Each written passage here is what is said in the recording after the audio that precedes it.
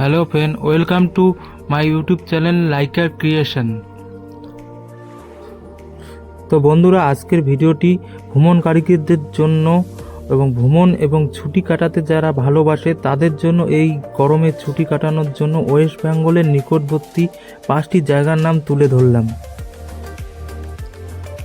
তাই ভিডিওটা স্কিপ না করে শেষ পর্যন্ত দেখতে থাকো এবং সাবস্ক্রাইব আর লাইক করতে ভুলবেন না।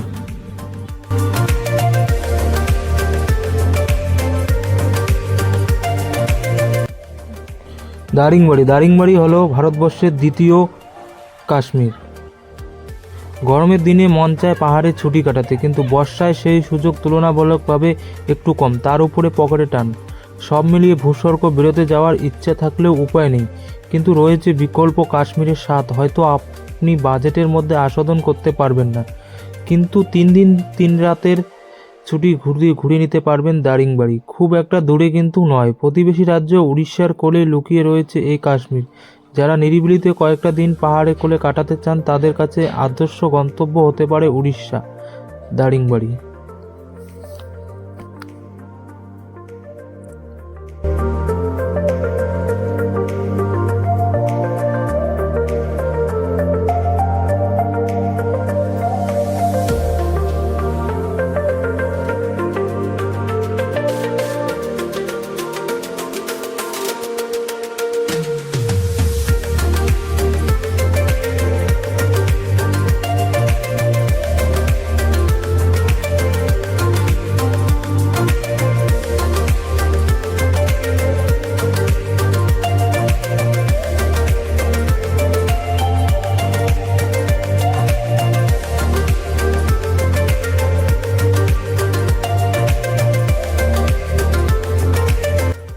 এই ভিডিওর 2 নম্বর স্থানে আছে দার্জিলিং। দার্জিলিংকে বলা হয় পাহাড়ের রানী, মেঘের মুলুক বলতে আমরা দার্জিলিংকে বুঝি।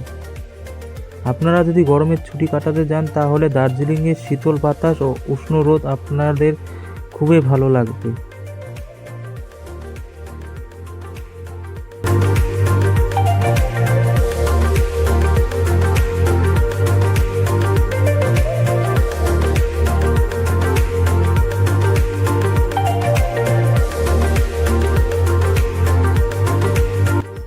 এই ভিডিও 3 নম্বর স্থানে আছে শিলং। উত্তর পূর্ব ভারতের স্বর্গ বলতে যা বোঝায় তা হলো শিলং। গরমে এই শিলংয়ে আবহাওয়া তা হলো খুবই মনোরম। চারদিকে পাহাড়ে ঘেরা উপত্যকা আর প্রাকৃতিক সৌন্দর্য আপনার মন জয় করবে। তাহলে ঘুরে আসা যাক শিলং থেকে।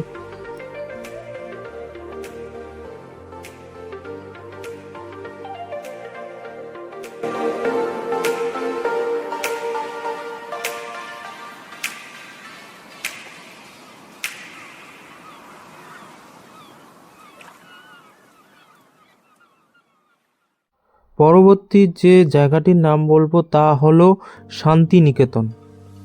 যদি আপনি লম্বা ছুটি না নিয়ে 1 দিন বা 2 দিনের জন্য গরমের ছুটি কাটাতে চান তাহলে আপনার জন্য বেস্ট জায়গা হলো শান্তিনিকেতন।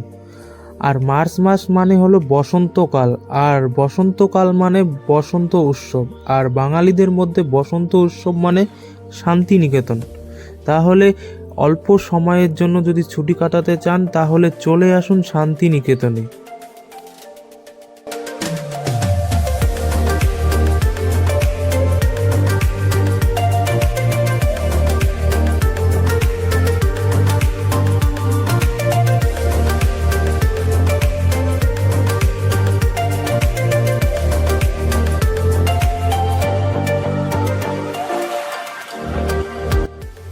সর্বশেষ যে জায়গাটির কথা বলবো তা হলো ডুয়ার্স। গরমের ছুটি কাটাতে চান তাহলে ডুয়ার্সে চলে আসুন। গরমের সময় এখানকার মনোরম পরিবেশ, যেহেতু বসন্ত ও গ্রীষ্মকাল, তাই ডুয়ার্সে প্রচুর পরিমাণ পশু পাখির দেখা মিলতে পারে এই ডুয়ার্সে। তাহলে দেরি না করে চলে আসুন গরমের ছুটি কাটাতে।